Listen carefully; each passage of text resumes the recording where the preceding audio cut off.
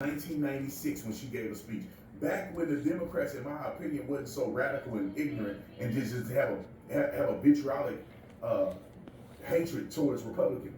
This is how they used to talk, roll the clip. Mr. Speaker, this issue of granting most favored nation status to China is a very important one for the American people. It is about nothing less than our economic future, our national security, and our democratic principles. As you know, the conflict in the House of Representatives and our disagreement on this issue has centered around the issues of trade, proliferation, and human rights. That's why I'm so disappointed that we have so little time to debate this issue today, and I can only ask the Republican leadership of this House and all of those who are so eager to move this along on both sides of the aisle, what are you afraid of? Are you afraid of the facts? Are you afraid of the New Year's, the 4th of July break? Constituents who cannot afford to travel to Washington with businesses would have time to express their views to their members of Congress? Are you afraid of 100,000 young people in Golden Gate Park gathered together to support free Tibet? I wish our colleagues were here and not away to a funeral or without votes off of Capitol Hill, because the facts must be heard by them. Because today, members of Congress will be asked to set down a marker. How far does China have to go? How much more repression? How big a trade deficit and loss of jobs for the American worker? And how much more dangerous proliferation has to exist before members of this House of Representatives will say, I will not endorse the status quo? As I mentioned, it's about jobs, proliferation, and human rights. And there are those who say we shouldn't link human rights and trade and proliferation and trade. I disagree. But if we just want to take up this issue on the basis of economics alone, indeed, China should not receive most favored nation status for several reasons that I'd like to go into now. I'd like to call the attention of our colleagues to this chart on the status quo that the business community is asking each and every one of us to endorse today.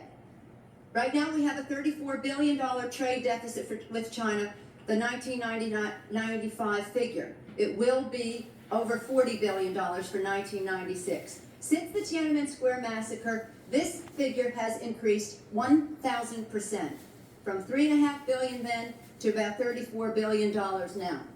In terms of tariffs, I think it's interesting to note that the average U.S. MFN tariff on Chinese goods coming into the United States is 2%, whereas the average Chinese MFN tariff on U.S. goods going into China is 35%. Is that reciprocal?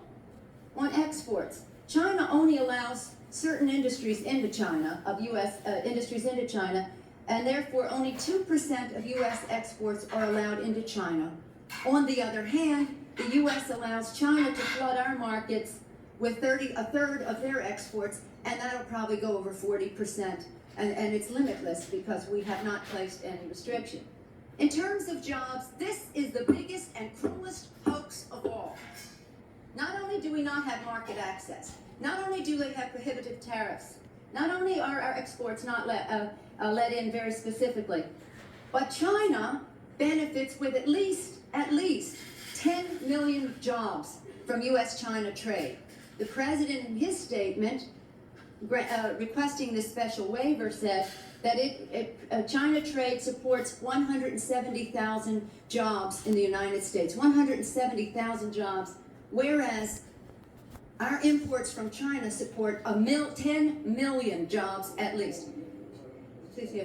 You're saying that 170,000 jobs are created in the United States by the China trade, but aren't there many more jobs that are lost in the United States? Well, that's my point that I was getting to. I appreciate the gentleman for focusing on that.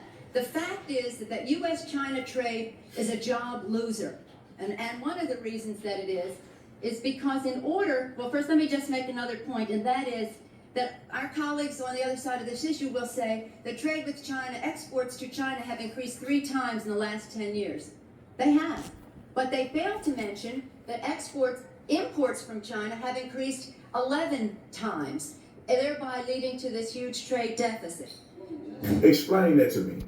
Explain that to the American people. Why is back then you talking like that? But then when Donald Trump do it today, then you mad?